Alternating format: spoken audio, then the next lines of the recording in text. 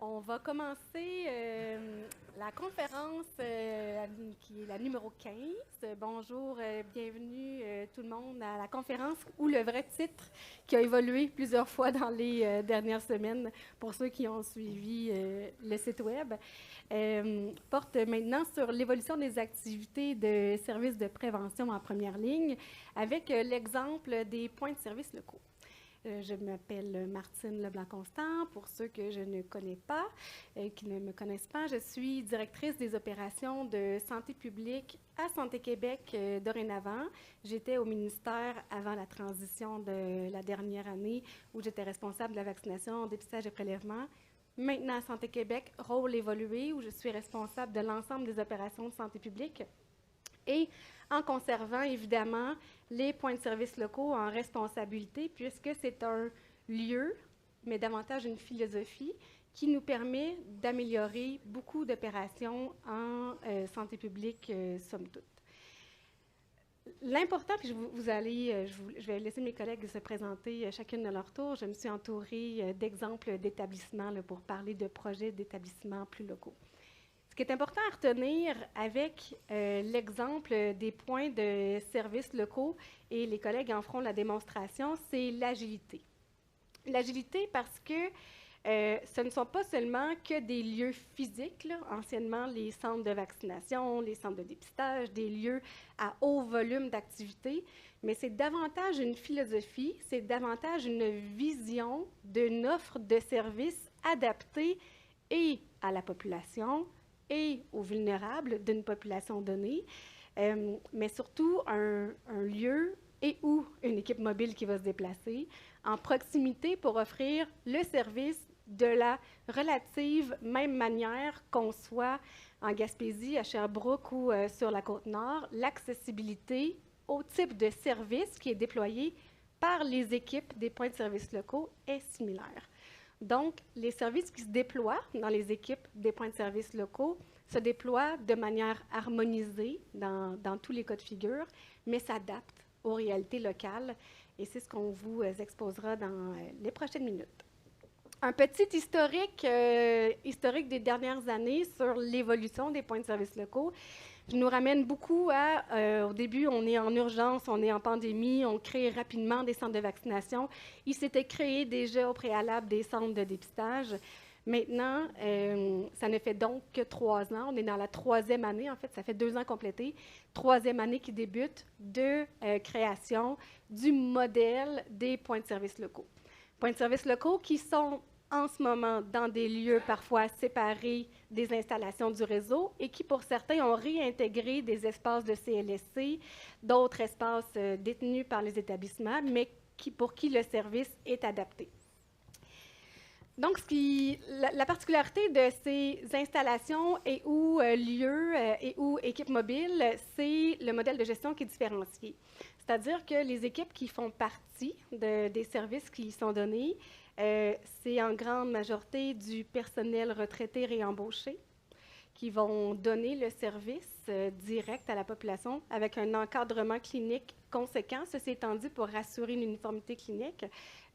Mais c'est un modèle où on réengage plusieurs personnes retraitées pour donner une offre supplémentaire de services et non pas demander aux infirmières de CLSC ou d'hôpital de venir travailler dans nos équipes de santé publique. C'est un ajustement d'offres en continu également. Comme ce n'est pas un programme normé, programme service, on a beaucoup de capacités pour vraiment s'ajuster aux problématiques qui sont vécues d'une région à l'autre et ou nationales. On vous parlera de l'exemple cancer colorectal notamment. C'est une organisation du travail agile, flexible. Il arrive une rougeole, on a les capacités de faire plus de vaccination, plus de dépistage. Il arrive une coqueluche, on est capable de rapidement déployer du dépistage coqueluche. Donc, c'est un modèle qui est très agile et qui s'adapte aux réalités, qu'elles soient locales ou provinciales.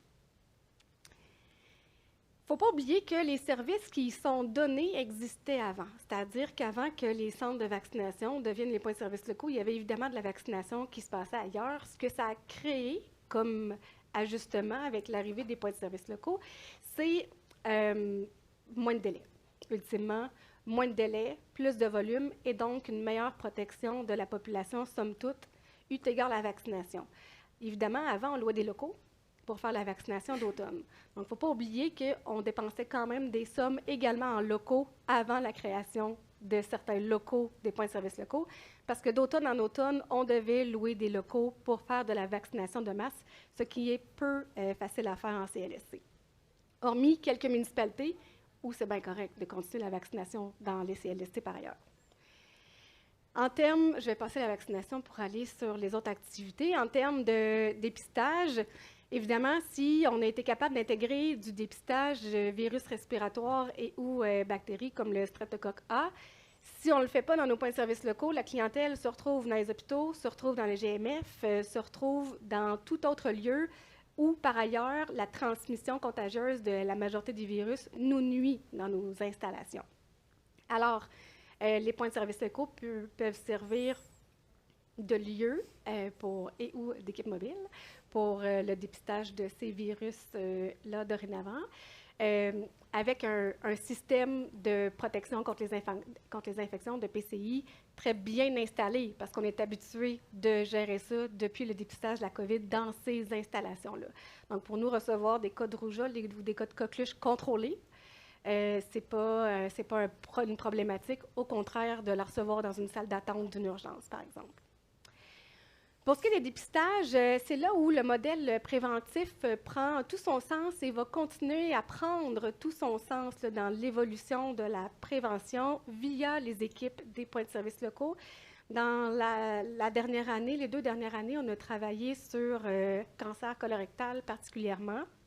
Cette année, on est en train de travailler sur cancer du col de l'utérus pour faire en sorte que, sans requête d'un médecin, on puisse induire un dépistage et faire en sorte que les personnes viennent d'elles-mêmes faire leur dépistage en cohérence avec là où ils en sont dans leur vie. Pour ce qui est des prélèvements, il y avait évidemment des prélèvements, encore une fois, bien avant la création des points de service locaux. L'arrivée des points de service locaux, soit en complémentarité dans certaines régions ou en totalité dans certaines autres, là, où il y a eu un déplacement des centres de prélèvement dans nos lieux physiques, le cas échéant, a permis une importante réduction des délais d'attente. Il y avait de forts délais d'attente dans plusieurs régions là, avant l'arrivée des points de service locaux. Alors, ceci a été grandement apprécié, remarqué. Et on fait aussi, dans la majorité des lieux, des prélèvements STAT, des prélèvements prioritaires. Tout ceci s'est mis en place d'établissement en établissement pour s'assurer que ça soit une offre de services adaptée aux besoins locaux. Une meilleure, en encadré, il faut garder en tête que tout ceci a été créé dans un contexte d'urgence, mais que tout ceci peut être prêt à toute situation d'urgence. Tantôt, j'ai nommé rougeole, coqueluche, etc.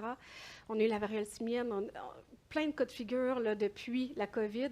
Bien, tous ces cas de figure-là, potentiels et ou à préparer, bien, ce seront les lieux qui vont vivre, encore une fois, et le dépistage et les prélèvements, sans que ça nuise aux autres opérations qui vont se passer en hôpital, en CLSC, en soutien à domicile, parce que ce sera du personnel complémentaire qui va jouer le rôle de dépistage et de vaccination. Je résume l'année 1, je vous nomme pas tout, l'année 1, l'année 23-24 de création officielle, pérennisation des points de service locaux, création des points de service locaux. On a axé l'intégration de la vaccination à l'intérieur de nos murs pour dégager ces activités, autant que faire se peut des CLSC, pour faire en sorte que la mission CLSC soit davantage concentrée sur du suivi populationnel, sur des problématiques plus importantes que seulement faire un acte de vaccination. On a commencé à intégrer le dépistage influenza aussi à ce stade-ci. Lorsqu'il y a circulation du virus d'influenza, on fait dépistage autant COVID qu'influenza. Ceci nous permet d'amener la personne à aller voir son pharmacien communautaire pour recevoir le bon traitement lorsqu'indiqué. On a glissé que par ailleurs, on fait bien d'activités en soutien dans les établissements, on s'est occupé de donner des masques pour les fumées de feux de forêt. On est vraiment versatile dans notre composition. Pour l'année 2, le dépistage a pris davantage son envol et c'est un créneau qui continuera d'évoluer, le dépistage. C'est l'année où on a intégré dans la majorité des régions, évidemment, coqueluche, rougeole par défaut parce que les virus refaisaient surface. Le streptocoque A dans beaucoup de dans la majorité des régions, en fait tous, sauf une, ont déployé une trajectoire Streptocoque A, donc prise de rendez-vous citoyenne, sur Clic Santé, facile. On ressort avec une prescription, si jamais le résultat est positif, directement sur place. Donc, ceci a été mis en place pour éviter d'innombrables rendez-vous dans les urgences. Cancer colorectal, même principe, mais en fait différents principes, avec un dépistage où la personne, encore une fois, prend son rendez-vous de manière autonome, répond à des questions filtres, se fait évaluer sur place et ou par téléphone, dépendamment de la région, et peut se faire dépister cancer colorectal. Ce qui est important de retenir, c'est que lorsqu'il y a des trajectoires qui sont implantées dans les points de service locaux, c'est l'ensemble de la trajectoire qui est considéré. Par exemple, du cancer colorectal, si la personne se présente sur place et que finalement on reçoit un résultat positif issu du test de recherche de sang occulte dans les selles, mais évidemment, on va s'occuper de le reste de la trajectoire. On va informer la personne, on va la conseiller cliniquement, on va faire une requête pour la colonoscopie suivante, puis on va s'assurer du suivi. Donc, toute la trajectoire est faite sans le médecin de famille qui va quand même par ailleurs recevoir les résultats. L'année 3, la perspective pour l'année 3, celle qui a débuté en ce moment, les 2 projets qu'on avait déjà annoncés sont en cours d'intégration progressive. C'est le dépistage du cancer du col de l'utérus et le dépistage de 2 maladies chroniques, le diabète de type 2 puis les risques cardiovasculaires. Donc, ce sont des projets pour lesquels l'implantation était prévue déjà, qui a une intégration progressive de région en région, en fonction de leur capacité, en fonction de leurs besoins, puis en tout respect de leurs priorités locales. Et d'autres activités de prévention et promotion. Grosso modo, c'est l'année 2, la deuxième année, c'est environ 5 millions d'actes cliniques qui avaient été réalisés, toujours, je le rappelle, par du personnel complémentaire, beaucoup avec nos retraités réembauchés. L'année dernière, on est à 7,3 millions d'actes cliniques, tout confondu, vaccination, dépistage et prélèvement, qui a tout été fait par les équipes, que ce soit les équipes mobiles qui se sont déplacées dans tous les milieux de vie pour aînés encore l'année dernière pour la vaccination, ou que ce soit pour du dépistage ou du prélèvement. Juste pour vous illustrer, dans le budget, puis l'important, ce n'est pas de vous montrer le budget. L'important, c'est de signifier que dans la conception du modèle, quasiment l'ensemble du budget est dédié à des ressources humaines. On a souvent pensé à tort qu'on se créait de gros locaux qui coûtent cher ou nos anciens locaux du Canadian Tire qui durent encore dans certains cas de figure. C'est ce qui nous coûtait le plus cher dans notre organisation de service. Mais ultimement, vous le voyez, le coût des locaux, c'est le 8 % à peu près là, qui avait lieu l'année dernière. Mais c'est vraiment, nos dépenses sont en ressources humaines, en services directs. C'est l'essentiel de notre budget. En résumé, les points de service locaux, c'est de l'agilité, de la réactivité, de l'accessibilité. On n'est que le début de l'année 3. Donc, ça sera une évolution constructive au cours des prochains mois, au cours des prochaines années. Je vous invite à en discuter auprès des vôtres, à venir en discuter avec nous. On se place automatiquement toujours en consultation sur les bonnes idées à intégrer. Localement, les collègues le font beaucoup aussi dans leur établissement, être toujours présents pour améliorer le sort, notamment de la prévention et de l'accès à la première ligne. Donc, sachez que c'est un modèle qui va continuer d'évoluer autant d'un point de vue national que d'un point de vue local. Maintenant, on a 2 exemples d'établissements. Je crois que c'est Marie-France qui commence. Merci. D'abord, merci de nous avoir invités, Martine, pour présenter les bonnes actions qui sont faites dans nos établissements. Je sais que plusieurs d'entre vous ont déployé également vos PSL. On va vous parler peut-être d'actions un petit peu plus précises chez nous qui ont été dans les premiers développeurs. Je me présente Marie-France Brizard, DGA clinique au CIUS de l'Ouest de l'île de Montréal. Et j'ai avec moi, j'ai la chance d'avoir Nadir Habib, qui est notre chef de service au PSL. Donc, si jamais vous avez des questions plus pointues à la fin. Alors, nous, au CIUS Audim, quand vous avez présenté les PSL, on a vraiment embrassé ce modèle-là, pieds joints, parce qu'on avait des enjeux d'espace aussi. Donc, rapatrier vers les PSL nous a permis de dégager des espaces précieux, soit en centre hospitalier ou en CLSC. Et puis, on a optimisé nos ressources, comme disait Martine plus tôt, et amélioré nos accès. Donc, on voit ici rapidement le grand territoire de l'ouest de l'île de Montréal. C'est un des plus grands à Montréal. Vous voyez tout le bleu par rapport à l'île de Montréal, c'est l'ouest de l'île. Et on voit le numéro 1 et 2, c'est nos 2 PSL, donc dans nos 2 RLS, une à Dorval-Lachine-LaSalle et l'autre dans ODI. Je vais y aller rapidement. Le reste, c'est nos hôpitaux et nos autres installations. Donc, comme disait Martine plus tôt, c'est l'offre de services qu'on a déployée depuis 2023 lors du début des PSL. Et je vais vous expliquer un petit peu plus en détail. Les prélèvements, donc, on a les analyses de sang, les analyses d'urine, les recherches de sang et de parasites dans les selles. Et nous avons aussi la récupération de dépôts et de prélèvements. Donc, le tout se fait sur Clic Santé, mais on a aussi ouvert l'accès parce que notre priorité, c'est l'accès, facilité. Donc, pour les personnes vulnérables qui se présentent chez nous, on les prend sans rendez-vous et nos employés également. Donc, dans le contexte de la COVID, c'était très pratique là, de pouvoir avoir des résultats plus rapidement pour nos employés. Pour la prévention, comme expliquait Martine, je vais y aller plus rapidement pour les choses qui ont déjà été présentées, mais on fait la vaccination, le dépistage des maladies infectieuses et le dépistage préventif. Pour les maladies infectieuses, à l'os de l'île, on fait la COVID, influenza, le VRS, le 0-100 ans, tétanos, diphtérie, méningite à pneumocoque, le zona et l'Mpox. On fait aussi des vaccinations d'urgence lorsqu'il y a des déploiements régionaux qui sont hors calendrier également, des rattrapages pour nos populations et l'immunoglobuline pour le tétanos et la rage. Pour les maladies infectieuses, on a la liste que vous voyez ici, donc quand même une vaste offre de services. Et nous avons débuté certaines ordonnances collectives, par exemple pour le streptocoque A. Donc, on fait des liens avec nos urgences, on leur dit de nous envoyer la clientèle qui se présente avec des symptômes pour le strep A. Nous les dépistons et nous pouvons, avec l'ordonnance collective, même débuter les traitements. Donc, ça, c'était un gros plus avec nos urgences. Pour les dépistages préventifs, nous avons déployé le dépistage du cancer colorectal déjà au début. Nous avons déployé récemment les TSS et maladies chroniques. C'est ces deux-là que je vais vous parler un petit peu plus en détail. Et comme bonne action, récemment, on a déployé la station de télésanté. Peut-être que vous l'avez vu, ça le fait un peu les médias, mais je vais vous en parler un petit peu plus loin, là, mais c'est pour le suivi actif des maladies chroniques pour les gens qui n'ont pas de médecin de famille, donc pour la clientèle orpheline. Pour les services en développement, on travaille très fort pour développer le dépistage du cancer du col de l'utérus et les soins dentaires qu'on va déployer également pour la clientèle orpheline.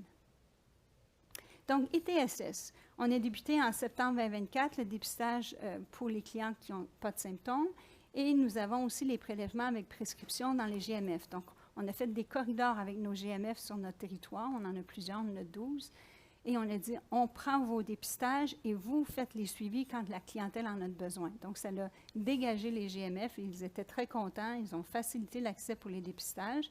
Et on a presque complété, mais ce n'est pas tout à fait terminé, les dépistages pour la clientèle avec symptômes, avec des ordonnances collectives également pour la prise en charge et nos médecins référents de nos GMF aux besoins, si la clientèle est orpheline. Donc, on voit ici plus bas, dépistage. Vous voyez les dépistages qu'on fait avec l'autoprélèvement ou les tests TAN, les prélèvements sanguins et la vaccination côté prélèvement et ceux qu'on doit faire la prescription du traitement, soit avec nos pharmacies communautaires. Donc, on s'est fait des algorithmes. Celui-là, il est vraiment résumé. Ce n'est pas ceux qu'utilisent les équipes, je vous rassure, c'est plus complexe. Mais c'était pour vous montrer un peu comment ça fonctionne. Donc, selon si la clientèle est symptomatique ou non, il y aura une ordonnance qui est en cours ou une référence aux besoins. Et puis, si c'est négatif, il y a beaucoup de prévention, il y a beaucoup d'évaluations faites par nos infirmières en PSL. Et si c'est positif, naturellement, s'il n'y a pas de contre-indication, il y aura divulgation par téléphone, des requêtes et un fax à la pharmacie pour qu'on puisse déjà engager le traitement avec la clientèle. Donc, un accès plus rapide et un traitement plus rapide avec le PSL. Et pour d'autres ITSS, il y aura référence aux besoins si c'est positif, parce qu'on n'a pas des ordonnances collectives pour tout. Donc, là, des références, on a les médecins de famille, les gynécologues, clinique jeunesse si c'est une ITSS pour une plus jeune, corridor de service aussi, comme je vous expliquais plus tôt, avec nos GMF. Pour le dépistage du diabète de type 2, donc nos maladies chroniques ainsi que le risque cardiovasculaire, on a encore via Clic Santé. Souvent, c'est des usagers qui n'ont pas de médecin de famille qui vont vouloir faire ce type de dépistage, mais on en a parfois avec médecins qui ont de la difficulté à obtenir un rendez-vous, qui viennent chez nous. Donc, et c'est souvent aussi par référence interne. Il y en a des médecins qui nous les envoient. On est de plus en plus connus sur le territoire, donc de plus en plus les médecins font référence directement à nous, au PSL. Il y a une évaluation clinique de l'infirmière. Puis là, je ne crois pas que je vais pouvoir cliquer sur les beaux tableaux que tu avais fait, Nadir. Mais donc, il y a plusieurs algorithmes. On vérifie avec les risques s'il y a des facteurs de risque pour diabète ou hypertension. Donc, s'il y a 2 facteurs de risque, il y aura un algorithme pour apporter cette clientèle-là vers une autre évaluation et d'autres dépistages. Et il y a aussi des critères de si la patiente est admissible pour pouvoir participer au protocole médical national. Donc, il y a certaines exclusions qui vont nous emmener soit vers le médecin, un médecin référent, médecin GMF ou médecin traitant, ou sinon l'infirmière qui peut directement s'en occuper, faire des dépistages, continuer les évaluations et apporter la clientèle vers une prise en charge beaucoup plus rapide. Naturellement, quand il y a des cas urgents, on a des corridors de service avec nos médecins des centres hospitaliers ou des GMF. Je vous parlais plutôt de notre station télésanté. Donc, on a une 50aine de patients maintenant qui sont venus à notre borne. C'est vraiment la même similaire borne qui est utilisée dans les navettes spatiales. Et l'usager peut lui-même s'inscrire, faire ses évaluations avec la technologie, avec différents outils. Et il y a des évaluations, il y a une infirmière qui est impliquée, puis ensuite un médecin référent aux besoins.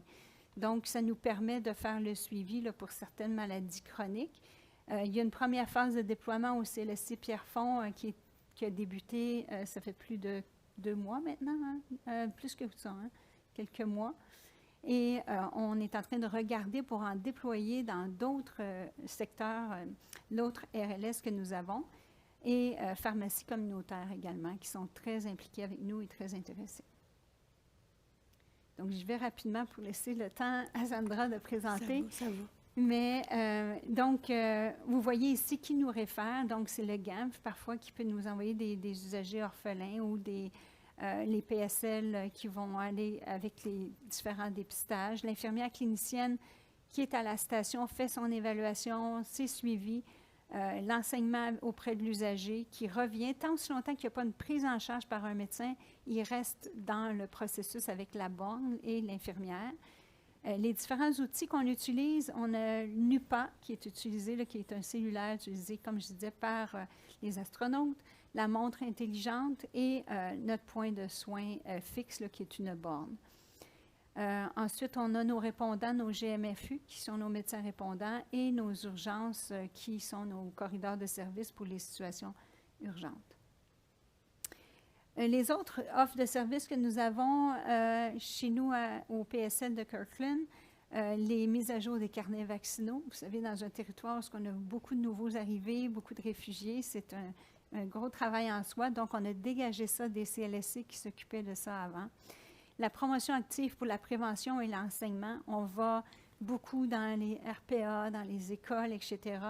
Mais on essaie même avec nos RPA de voir quels sont nos plus grands risques, nos facteurs de vulnérabilité. Puis on essaie de faire le dépistage ou la prévention selon le besoin de la ressource.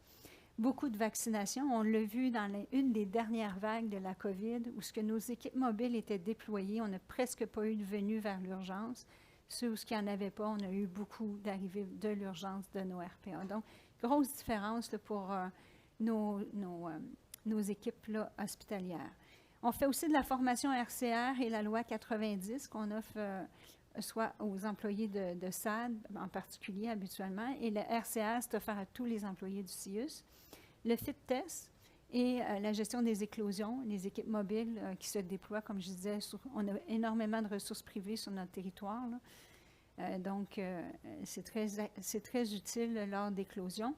Et notre InfoCIUS qui est pris en charge par nos équipes. Quelques données rapides, c'est ma dernière diapo. Pour le dépistage du cancer colorectal, 1667 usagers sont venus depuis le début. Un petit clin d'œil aux équipes du ministère, 600 d'entre eux ont été faits dans le dernier mois depuis la campagne de sensibilisation qui a été faite par le ministère. Donc, vous voyez que ça fait effet, les campagnes de sensibilisation. Le streptocoque 4000, usagé, l'ITSS 752, maladie chronique 37. Donc, je passe la parole à... Ici, ça, c'était les petits liens que vous étiez supposés de voir si je cliquais sur les liens. Mais bref, je passe la parole à Sandra. Bonjour. Bien, bonjour tout le monde. Mon nom est Sandra Morin. Je suis directrice de la vaccination et du dépistage au CIS de Chaudière-Appalaches et aussi, par intérim, directrice des services multidisciplinaires de santé et de services sociaux. Ça me fait plaisir de me joindre à Marie-France et à Martine. Merci à Martine de m'avoir permis de participer à ce colloque-là pour vous présenter vraiment en complément de ce qui a été amené, notre offre, mais aux couleurs locales là, de notre région, puisque la même offre de base là, est offerte partout, mais on a des petites particularités qu'on voulait vous présenter aujourd'hui. Alors, rapidement, vous présenter notre belle région dans quelques mots. Chaudière-Appalaches, c'est la rive sud de Québec. Hein, on s'étend du fleuve jusqu'à la frontière américaine. C'est 15 000 km² de territoire à parcourir, 433 000 habitants. C'est 5 % de la population du Québec et répartis en 137 municipalités dans 10 MRC, des milieux urbains, des milieux ruraux. Nos principales grandes villes, vous les connaissez sûrement, mais Lévis, Saint-Georges, Thetford-Mines, Sainte-Marie, Montmagny. Et Lévis, à elle seule, là, la rive sud du fleuve, regroupe 35 % de notre population générale. Donc, il y a une concentration quand même du côté de Lévis, mais après, vous comprenez que tout le reste de notre population est très dispersé. Donc, évidemment, un de nos enjeux, on veut parler des couleurs locales, c'est le transport. C'est pour l'accès aux services, l'enjeu des transports est très important. Vous voyez ces belles routes-là, là, vous avez une photo d'été, c'est magnifique, le paysage. Imaginez l'hiver avec les tempêtes, les vents, etc. Fait qu'on a vraiment un grand défi là, au niveau du transport. Il n'y a pas de transport collectif. Il n'y a évidemment pas de métro, pas de tramway, mais on a vraiment un grand défi de ce côté-là. Au niveau de la répartition de la population, notre population est plus vieillissante en Chaudière-Appalaches. Donc, la proportion des aînés présentement représente 23,3 % de notre population. C'est plus de 100 000 personnes qui sont des aînés de 65 ans et plus dans notre région. Vous comprenez que les enjeux de transport, en plus, si on a un profil plus vieillissant, bien, ça devient encore plus compliqué là, de se déplacer.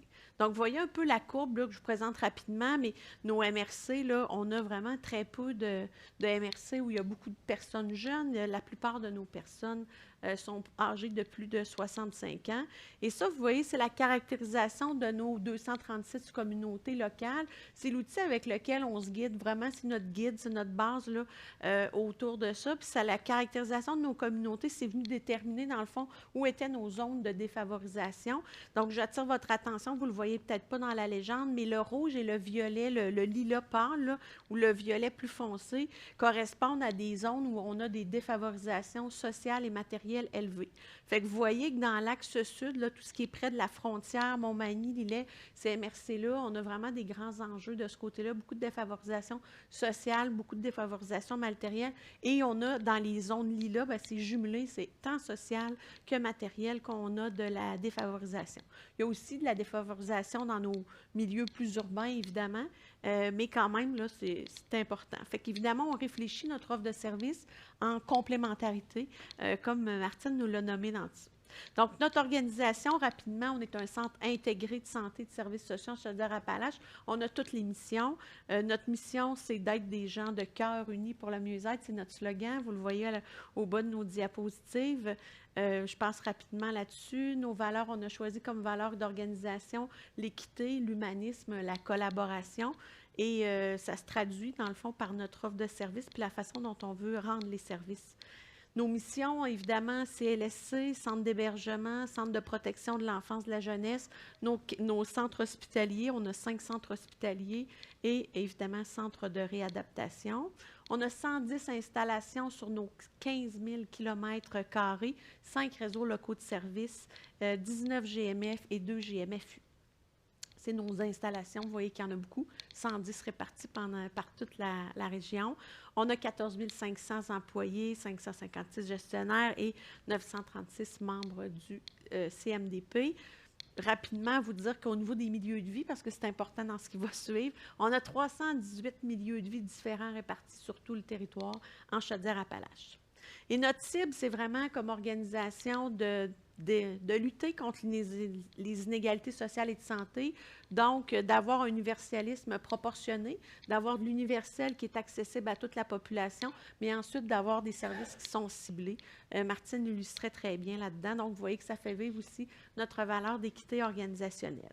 Alors, l'offre de services en PSL, en 2022, on a décidé de pérenniser chez nous une direction de vaccination et de dépistage avec les mots-clés qui se mariaient très bien avec les orientations nationales, agilité, complémentarité, proximité. Donc, en sus de l'offre de base qu'on vous a présentée, que Marie-France et Martine vous ont présentée, nous, on voulait, à travers toute autre activité clinico-administrative complémentaire à l'offre de services cliniques de proximité, c'est vraiment comme ça qu'on imaginait notre contribution pour lutter contre les inégalités sociales et de santé. On en a parlé ce matin et en cohérence avec les orientations, évidemment, nationales, mais aussi avec les besoins de notre population plus spécifiques.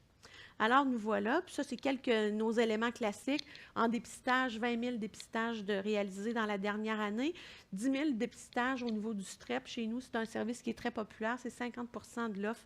10 000 dépistages du strep là, dans la dernière année. Plus de 100 000 vaccins administrés. 65 000 usagers reçus au niveau des prélèvements et 150 000 appels au niveau de la centrale de rendez-vous. Ça, c'est nos classiques. Aujourd'hui, on voulait vous parler de nos couleurs un petit peu plus locales. Une des particularités de notre organisation de service, c'est qu'en milieu urbain, on est en points de service locaux. Martine le mentionnait tantôt, mais tu le mentionnais aussi à Martine. Dans les milieux plus ruraux, bien là, on est plus créatif parce qu'il y avait aussi certains espaces qui étaient disponibles puis qu'on peut utiliser puis qu'on n'a pas besoin d'utiliser de toute façon à temps plein. Donc, avec un peu de créativité puis d'agilité, on partage, on est maillé avec nos sites CLSC qui sont déjà très bien déployés sur notre territoire ou encore des sites satellites qu'on développe en collaboration avec les municipalités qui, à coût zéro, vont accepter de nous prêter le centre communautaire une journée par semaine pour qu'on puisse aller y faire des activités de prélèvement. Donc, c'est ce qu'on fait. C'est comme ça qu'on est capable de se déployer en proximité, évidemment, avec notre personnel retraité. Donc, 6 points de services locaux dans nos principales villes, dans notre vaccination. Martine, tu le disais tantôt, on est en site de proximité, donc dans différents CLSC de la région, et on a développé des sites complémentaires de prélèvement dans de petites municipalités plus éloignées, là, en faisant différents travaux. Vous voyez sur Google Maps, là, mais on est venu répartir avec une échelle de pertinence. On a fait tout un travail autour de ça pour être sûr de se déployer aux bons endroits là, dans la complémentarité de notre activité en prélèvement. Et on est déployé dans nos sites CLSC. Donc, aux couleurs locales, 2 choses dont je vous parle aujourd'hui. Notre service de repérage ciblé et précoce des troubles cognitifs. Pourquoi en Chaudière-Appalaches? Bien, vous le nommez tantôt, le vieillissement de la population. On a une population qui est plus âgée qu'ailleurs, l'enjeu des déplacements, l'enjeu d'inéquité pour les patients sans médecin de famille. C'est un service, le dépistage précoce et ciblé des troubles cognitifs, qui est prévu dans la phase 3 du plan d'Alzheimer et qui est offert aux patients qui ont la chance d'être inscrits là, auprès d'un médecin de famille en GMF, mais qui n'est pas offert, évidemment, d'emblée aux gens qui n'y ont pas accès. Donc, on avait déjà une super belle collaboration fluide, que j'ai utilisée, mais très belle collaboration avec notre département territorial de médecine familiale ainsi que notre direction de soutien à domicile. Alors, on a dit, pourquoi pas, il y a 2 ans, pourquoi on ne le ferait pas, on n'offrirait pas ce service complémentaire-là. On est toujours en complémentarité, mais dans nos PSL. Alors, les partenaires, on avait une super gériatre, la direction du soutien à domicile, le département de médecine familiale, le conseil régional des services pharmaceutiques, notre guichet d'accès première ligne, notre fameux GAP et évidemment notre direction. Donc, je vous le disais, dans la phase 3 du projet ministériel sur le dépistage des troubles cognitifs, ce qu'on veut, l'objectif de cette phase 3-là, c'est d'offrir un réseau de services qui est pertinent, adapté, de qualité aux personnes là, qui vivent avec des troubles neurocognitifs et à leurs proches, en favorisant des transitions optimales dans leur parcours et en assurant aux personnes proches aidantes qui les accompagnent aussi un soutien adéquat. Donc, l'objectif, c'était d'assurer cet accès-là, mais de façon équitable pour l'ensemble de notre population régionale, indépendamment de leur statut d'attachement, évidemment, à un médecin de famille. Donc, nous, on a, dans le fond, dans la ville de Lévis, là, curieusement, quand on est plus en milieu plus rural, le taux d'attachement au niveau d'un médecin de famille est plus élevé qu'on retrouve dans notre plus grande ville, qui est Lévis. Donc, c'est là qu'on a ciblé notre premier départ. Les limites, c'est qu'évidemment, le guichet redirigeait les gens qui avaient on pouvait faire une référence au GAP, mais évidemment, il y avait de longs délais d'accès pour des gens qui appelaient et qui étaient préoccupés, puis ils disaient, bon, j'aimerais ça pouvoir passer des examens. Évidemment, donc ça, c'était très important. C'était les limites là, qui étaient rencontrées. Bon, la trajectoire, vous allez dire, Sandra, c'est très petit, je vous rassure qu'on va la décortiquer ensemble. La trajectoire, c'est la demande initiale dans un premier temps.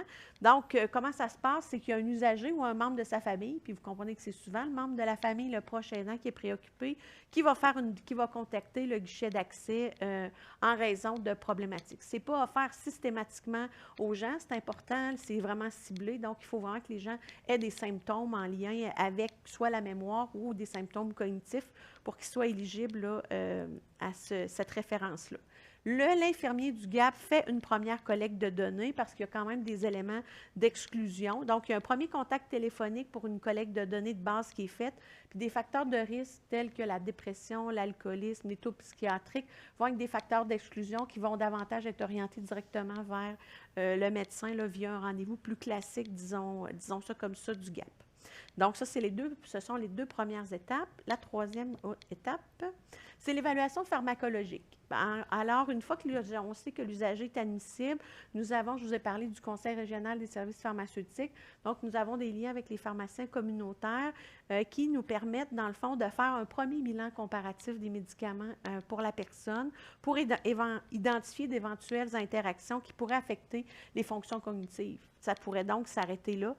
Si jamais le pharmacien dit « Oh, puis je comprends, ça s'explique par tel ou tel truc », on n'ira pas plus loin dans le processus. Vous comprenez que tout le monde gagne du temps à travers cette étape-là.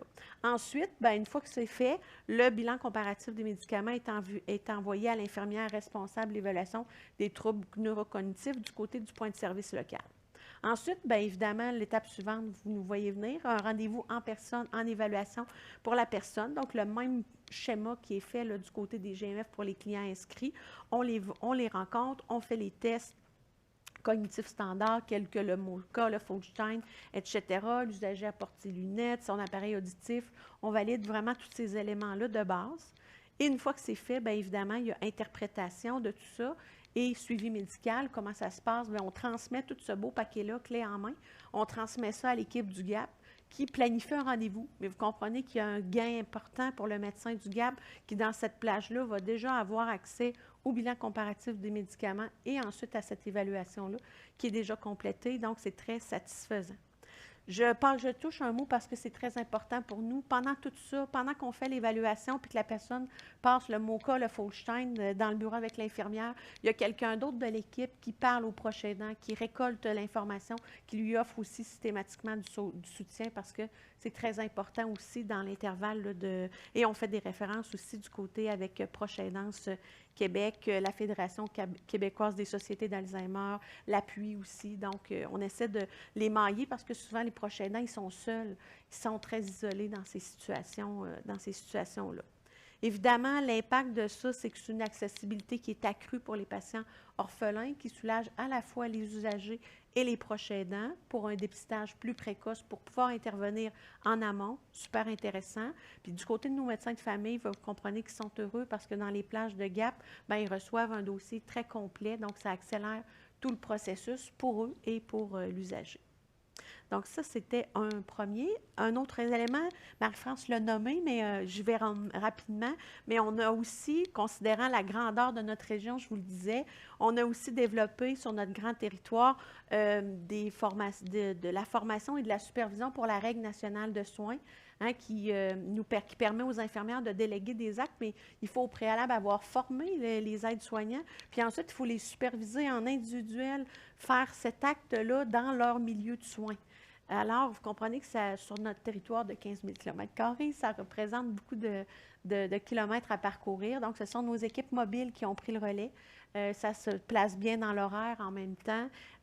Donc, c'est eux autres qui le font. Évidemment, il y avait impossibilité de notre côté pour les infirmières, là, des programmes de soutien à domicile notamment, de réaliser toutes ces supervisions-là tout d'un coup. Puis il y a quand même beaucoup de mouvements au niveau du personnel là, dans les ressources pour personnes âgées. Donc, c'était une belle opportunité de ce côté-là, là, d'y aller pour former et superviser tout le monde. Alors, on a saisi l'opportunité. Quelques chiffres, on a offert 91 formations juste dans la dernière année et ça nous a permis de superviser 598, il nous en manquait 2 pour 600, mais presque 600 personnes, dans le fond, qu'on a supervisées dans les différents milieux de vie, nos 318 milieux de vie, fait que ça nous donne vraiment une belle agilité. 2 exemples qu'on voulait vous présenter de couleurs très locales, là, d'agilité, de complémentarité, de proximité, là, qu'on fait vivre à travers notre offre de service, de points de service local. Alors, je vous remercie, puis je vous invite à venir nous visiter en Chaudière-Appalaches. C'est très beau. En conclusion, si je me permets une petite conclusion, on a laissé du temps aussi pour prise de questions et aux commentaires, là. En conclusion, vous voyez que les points de service locaux commencent à trouver leur zone en complémentarité entre toutes les équipes existantes, là. Autant en santé publique se trouve un peu du côté de la santé publique avec davantage de prévention, du côté de la première ligne également. On entre dans aussi du service social dorénavant, projet par projet. On est en interface avec les GMF autant que faire se peut, puis ceci vise à être développé également pour soutenir.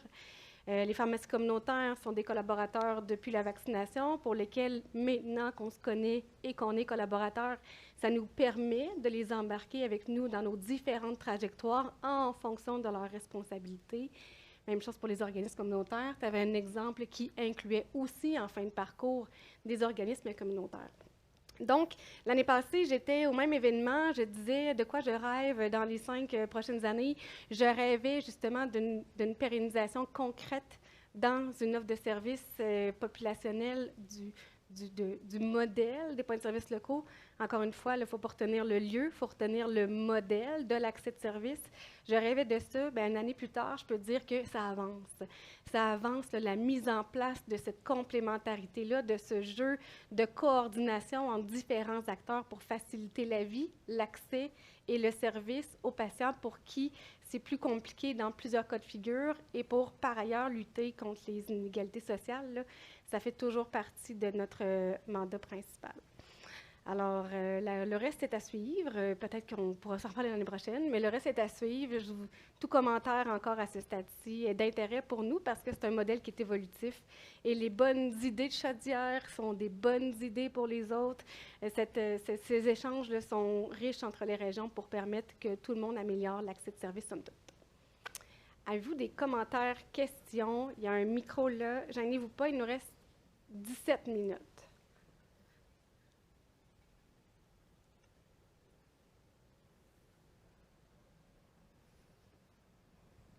Je vais ouvrir le bal.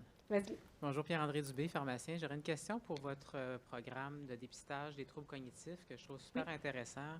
Vous avez parlé d'un BCM fait par un pharmacien. Est-ce que c'est un pharmacien du CIS, expert en gériatrie, qui fait ce BCM-là? Est-ce que c'est uniquement un BCM, donc un bilan comparatif des médicaments, ou il y a également une évaluation de la charge totale cholinergique, par exemple, des médicaments qui pourraient avoir un impact sur la cognition de la personne? Parce que les médicaments peuvent créer des troubles cognitifs. Oui. Je pense que c'est ça qui est important dans l'évaluation pharmacologique qui devrait être faite par un pharmacien. Mais est-ce qu'il fait uniquement, justement, un bilan comparatif des médicaments à évaluer quels sont les médicaments actuellement que la personne prend, ou il y a une évaluation clinique qui est faite également? Votre question est très pointue pour moi. Là, dans le fond, ce que je peux vous nommer, c'est qu'on a travaillé avec le Conseil régional des services pharmaceutiques. À votre question, on a démarré le projet avec un infirmier de l'établissement. Et maintenant, avec un pharmacien d'établissement. Et maintenant, c'est un pharmacien communautaire là, qui a pris le relais. Pour votre sous-question autour du bilan comparatif puis de l'évaluation complémentaire, c'est sûr qu'on a travaillé ce projet-là avec notre gériatre là, attitré au projet. Donc, c'est un peu le même principe qui était déployé en GMF, mais je ne pourrais pas vous répondre de façon aussi précise là, à savoir si dans la deuxième portion, on va aussi loin. Mais ce que je peux vous garantir, c'est qu'il y a le bilan comparatif des médicaments. Mais est-ce qu'il comprend ça? Je peux vous fournir l'information pour la suite, mais je ne l'ai pas là. Mais je vous félicite pour l'initiative parce qu'il y a vraiment beaucoup de problèmes avec des troubles cognitifs, puis les médicaments en cause également. Donc, c'est intéressant de s'assurer que le pharmacien est dans On le a un circuit très bon de ça. partenariat avec nos pharmaciens communautaires. Là. Pour le strep, nous, dans le fond, quand le résultat est positif, la personne se présente. Là, quand je vous parlais des 10 000 rendez-vous, la personne se présente, puis c'est pas l'infirmière qui fait la prescription. La personne se présente avec son résultat positif à sa pharmacie communautaire. Tous les pharmaciens communautaires en Chaudière-Appalaches reçoivent la prescription, puis en fonction de l'ordonnance collective, font le choix, dépendamment du profil de leur client, dans le fond, du médicament qui sera prescrit, là, puis du traitement qui sera initié. Fait qu'on a déjà un bon partenariat. Je suis désolée de ne pas pouvoir répondre à votre autre question. Gênez-vous pas. Bonjour. Il est vraiment haut pour Oui, un vous, petit le peu micro. pour moi. C'est vrai que je vais le mettre sur mes... Élise, chez TAC Conseil, je suis consultante en accès au marché. Je me demandais, c'est quoi? J'ai eu beaucoup de progression, on voit dans les dernières années, puis félicitations à vous toutes. Quelles sont encore vos plus grosses embûches pour progresser tranquillement ou rapidement? Ça serait une question. Est-ce que vous êtes ouverte à certaines innovations, certains partenariats? Je suis sûre que certainement que oui. Mais quels seraient vos plus gros mandats là, à combler là, dans les prochaines années? Merci. C'est une excellente question qui peut être par ailleurs embêtante. Nos embûches du moment, bien, vous n'êtes pas sans savoir qu'on est dans une grande transformation. Ceci étant dit, on avance quand même, puis vous le voyez, on n'a pas mis sur pause nos projets en développement qui étaient déjà prévus à l'époque où on était au ministère, que sont maladies chroniques et cancer du col de l'utérus. Ceci étant dit, on a aussi été capable d'intégrer ces projets, tout comme ceux qui s'en viennent, en respectant notre capacité budgétaire. Puis ceci est important. À chaque fois qu'on intègre de nouveaux services, c'est en optimisant nos services, en regardant comment on va être capable d'intégrer, en rebougeant nos ressources. C'est toujours sans demande de budget supplémentaire. Par ailleurs, l'année dernière, on a fait des économies par rapport à notre budget, ceci étant dit. Alors, nos grandes embûches du moment, je dirais, c'est de pouvoir continuer d'avancer avec nos partenaires tout en connaissant davantage le modèle des points de services locaux auprès de nos partenaires. Donc, je disais, ça s'est beaucoup amélioré dans la dernière année. On fait de plus en plus de notre place, autant auprès des GMF, les pharmacies communautaires, ça va très bien, mais aussi dans les urgences, on se fait référer de plus en plus de P4, P5, notamment sur les virus streptocoque A. Donc, de continuer à se faire connaître dans l'écosystème établissement en établissement reste un défi pour cristalliser l'offre de services et continuer de la faire bonifier, peu importe le contexte ambiant, en se disant toujours qu'on respecte le contexte ambiant et que ce qu'on intègre, on le fait en optimisant nos propres ressources internes. Je peux peut-être ajouter pour, je sais pas, chez nous, par contre, ce qui me vient à l'idée, c'est la capacité des ressources, parce qu'on a beaucoup d'idées, on n'a pas réussi à cloner Nadir encore, ni Sadia, donc c'est souvent quelques personnes qui déploient tous ces services-là. Donc, on y va avec la capacité des ressources, mais aussi, on a des partenaires très importants comme les laboratoires, donc qui, eux aussi, ont des enjeux de capacité. Donc, on pourrait, des fois, envoyer le double, le triple de tests, mais eux ont des réalités aussi de ressources. Donc, je dirais que c'est nos principaux bloqueurs en ce moment, en plus de ce que vous avez nommé, se faire connaître dans la population. Là, ça commence de plus en plus, on le voit. Puis les campagnes ministérielles fonctionnent très bien aussi. Bonjour, Diane Bigrard. Merci beaucoup. Je trouve ça super intéressant. Une question en rapport avec les ITSS que vous avez présentés. On a parlé de trajectoire de soins. Je me demandais, en termes d'autres ITSS qui sont considérés comme le VIH, l'hépatite C, etc., est-ce qu'il y a une planification pour justement avoir une trajectoire plus spécifique de ce côté-là? Puis sinon, quelles sont les barrières à ça? Puis peut-être ma deuxième question, peut-être par rapport au dépistage, etc. Est-ce qu'il y a pas des ententes, mais plutôt du partenariat avec les organismes communautaires aussi? ITSS? Vas-y. Pour ITSS, Oui. je ne sais pas si pour, je sais que VIH à Montréal, on a certains secteurs qui ont des mandats pour le VIH, donc je ne crois pas qu'on veut dédoubler la prise en charge. Par contre, pour le dépistage, je ne sais pas si c'est dans la vision du ministère de le déployer, mais chez nous, je sais qu'il y a quelques autres. Tu veux y aller, Nadia? Nadia veut compléter. Il y a quelques autres sur la liste qui s'en vient. Actuellement, quand on voit un peu la population qui est là, il y avait une population qui était âgée de 14 à 25 ans où il y avait des services qui étaient offerts. Puis il y avait la population qui est au-delà de 25 ans jusqu'à 45 ans qui n'avait pas d'autres alternatives qu'aller dans des services payants. Il y en avait qui n'avaient pas les moyens, donc ils traînaient ça. L'objectif initial, c'était de prendre en charge le maximum de la population.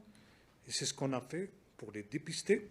Pour certaines affections hyper spécialisées, on a mis en place des corridors de services. Okay? Comme elle a dit tout à l'heure Marie-France, on a un peu discuté avec les groupements de médecine familiale qui faisaient, je dirais pas beaucoup, mais je dirais peut-être 5 ou 6 prélèvements par semaine. On leur a dit, OK, on prend vos prélèvements, donnez-nous 2 places. Moi, je te prends tes 5 par semaine, tes 40 par mois, tu me donnes 4 places. Je t'envoie tes 4 places. Tous, ils ont accepté, donc ils nous envoient actuellement, ils nous réfèrent leurs prélèvements, on s'en occupe. Puis comme on a un centre de prélèvement sanguin et tout, on fait le tout sur une même place. Les patients sont contents, les GMF sont contents, et nos infirmières sont hyper contentes parce que dès qu'elles prennent le téléphone, ils lui disent « tu l'envoies demain ». Donc, ça permet de rattacher le patient. Tout à fait.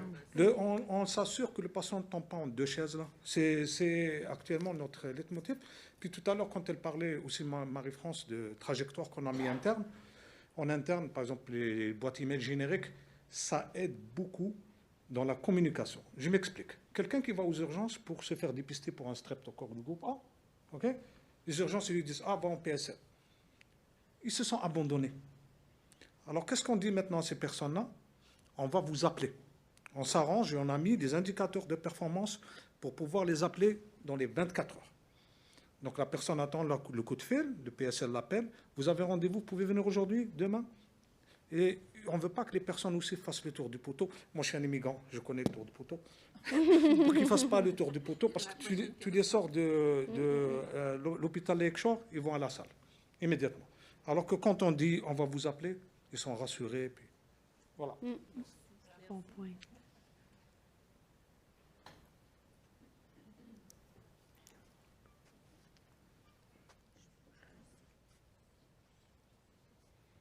Bonjour Gaëlle Simon, moi aussi je suis directrice des points de service locaux là, du côté de l'Estrie.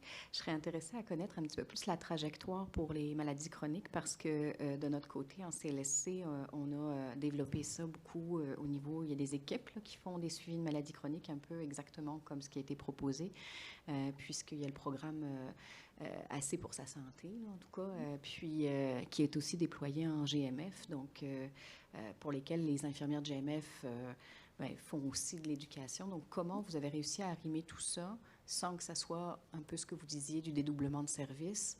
Est-ce qu'il y a une hiérarchisation? Est-ce que quand on est dans les maladies chroniques de CLSC, c'est plus intense? Est-ce que j'aimerais ça un peu en entendre parler? Pour les maladies chroniques, comme disait Nadir au début, on a fait des partenariats avec nos GMF, surtout au départ.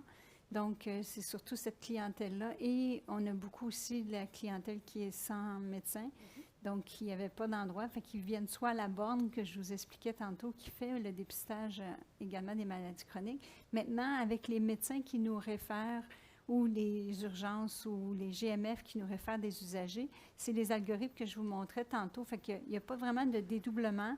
On s'occupe vraiment du dépistage. Puis pour certaines indications, donc quand ils fit dans les critères pour le protocole national ou qui n'ont pas des critères d'exclusion, on a des ordonnances collectives qui vont pouvoir poursuivre le traitement, mais il y a toujours un médecin référent, un médecin qui est partenariat avec nous du GMF pour faire le suivi aux besoins si ça ressort de l'ordonnance collective.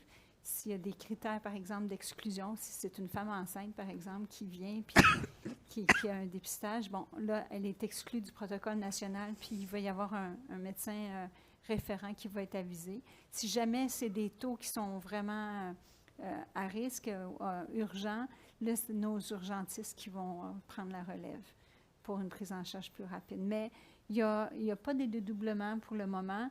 C'est sûr que ça commence à être connu, donc on n'a pas d'usager qui vient à date, qui est déjà suivi ailleurs, puis qui veut un deuxième avis, par exemple. C'est surtout les gens qui attendent pour avoir, qui n'ont pas accès, là, qui viennent pour le moment chez nous. Puis on se questionnait justement plus tôt, parce qu'on a énormément de clientèle sans carte d'assurance maladie sur notre territoire, puis on avait même la discussion, comment on fait pour essayer d'aider cette clientèle-là pour éviter qu'elle se retrouve dans nos urgences puis dans nos soins intensifs lorsque c'est compliqué. Donc, pour le moment, il n'y a pas de dédoublement. C'est vraiment une prise en charge de gens qui cognaient à des portes pour le moment non répondues. D'accord. Merci beaucoup. Est-ce que, Nadia, tu veux rajouter ou ça va? Alors, bonjour, Marie Zébert. Effectivement, le micro est un petit peu haut. C'est pour vous regarder. Alors, moi, je suis PDGA au 6 de la Montérégie-Est. J'ai la chance de travailler avec Nathalie Chénier. On a 4 PSL sur notre grand territoire. Merci pour toutes les belles idées. Je pense que ce qu'on aime s'inspirer, c'est les offres de services complémentaires aussi. C'est sûr que c'est des services qui ont été développés. Je pense que la réalité budgétaire, elle est vraiment là. On en a 2 où est-ce qu'on est allé en appel d'offres. On a nos locaux, d'autres gré à gré, puis d'autres qui vivotent. Mais je pense que dans l'évolution du modèle, vous avez la belle flexibilité de dire allons-y sur la philosophie, allons-y sur le principe. Puis, on est en train de faire du chemin sur comment on le dispense, puis où on le dispense. Là. Puis, je pense qu'on n'a pas le choix, puis c'est nécessaire. Mais en même temps, ça prend de la place. Puis, on sait ce qui s'en vient aussi. Fait que, tu sais, on est toujours à mi-chemin entre faut aller de l'avant ou non, là, mais c'est vraiment le contexte budgétaire. L'autre volet, peut-être que j'aurais aimé vous entendre, moi, ce que j'adore aussi, le territoire est grand, on a beaucoup de milieux ruraux. On a déjà de la vaccination en demi-journée, puis on l'avait aussi avant. Les services de proximité, c'est important, c'est apprécié. Les gens aiment ça. Mais on est toujours dans la dichotomie où quoi faire pour bien faire. Délocaliser des services à petite échelle, ça a aussi un coût. Fait que quand on pense, j'ai vraiment un chapeau de réalité budgétaire. Services de proximité, oui, c'est important, oui, c'est apprécié. Il y a des gens âgés, il y a des familles, mais en même temps, entre un point de service local puis de dispenser à plusieurs endroits des plus petits services, il y a comme une réalité là, qui se confronte. Je ne sais pas si dans vos établissements, ça s'est présenté comme ça aussi. Si vous voulez que je réponde à ce bout-là, en tout cas de mon côté, avez-vous dans des notre bonnes grande idées? région. Bien, on avait, dans le fond, on a une direction générale qui est un PDG qui nous appuyait beaucoup là, sur les... Puis on avait des résolutions, bien, puis je sais que c'est Le la même conseil chose d'administration de municipalité, hein, nos élus. Exact. On avait des résolutions de conseils municipaux qui nous demandaient de reprendre les offres de services ou de les développer. On avait beaucoup, beaucoup d'enjeux. Puis une des solutions, en tout cas, qu'on a amenées, c'est qu'on a objectivé la situation. Là, tantôt, je vous présentais rapidement une carte là, avec de l'oranger. On est allé, on a quelqu'un dans l'équipe là, au niveau de l'intelligence de l'affaires qui a fait un projet de ceinture noire puis qui a développé, dans le fond, un outil qui nous a permis de développer un outil de genre de matrice. Oui, dans le fond, un genre de carte. Hein, ça m'a intéressé, ça, oui, pour être capable d'objectiver. Bien, parfait, pourquoi oui ou pourquoi non. Parce que ça a été intéressant, parce que ça nous a permis d'aller, exemple, au comité santé de la MRC de Bellechasse, où là, il y avait 5-6 municipalités qui disaient qu'il faut revenir donner des services chez nous, puis c'est vrai qu'on y allait. Mais dans le fond, on leur a fait la démonstration avec l'outil qui est basé vraiment pas sur la faisabilité, mais vraiment sur la pertinence de l'offre de service. On a choisi des indicateurs qui sont, à notre avis, liés à la pertinence, puis on les a partagés, dans le fond, avec les partenaires du comité de santé, où on a nos GMF, le partenaire de la MRC, différents autres partenaires. On leur a déposé les chiffres, puis on a dit, regardez les chiffres. Voici ce qu'on s'est donné. On s'est donné des masses critiques pour se déployer. Il y a des petites municipalités qui sont plus éloignées, mais où il y a des fois, il y a 150 personnes. Vous comprenez que même si on y va, on voit qu'il n'y a pas de valeur ajoutée là, à y aller. Donc, on a déposé ces chiffres-là, puis ça a été beaucoup plus facile de négocier. Puis, voyez-vous, à terme, on pensait, on a 137 municipalités. On s'est dit, hey, ça va être vraiment beaucoup de municipalités à redéployer. Puis, on avait plusieurs résolutions de conseils municipaux, des lettres au PDG.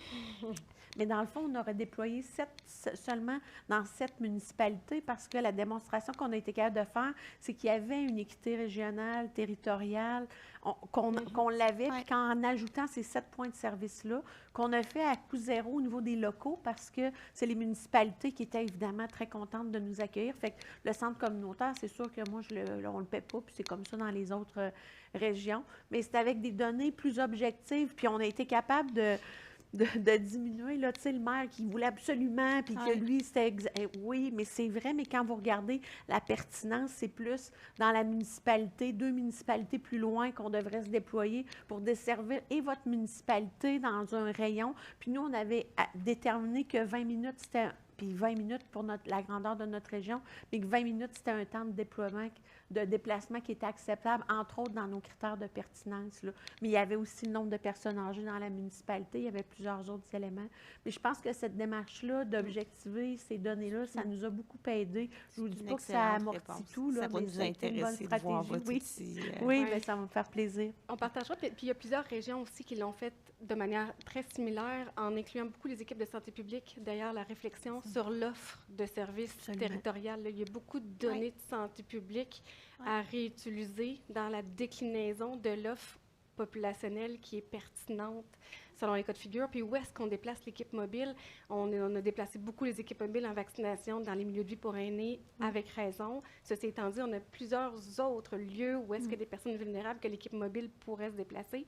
Donc, on va inclure beaucoup plus de données de santé publique au cours des prochains mois, prochaines années, pour avoir cette réflexion-là sur les inégalités sociales, puis déplacer là où est-ce que ça a le plus de valeur.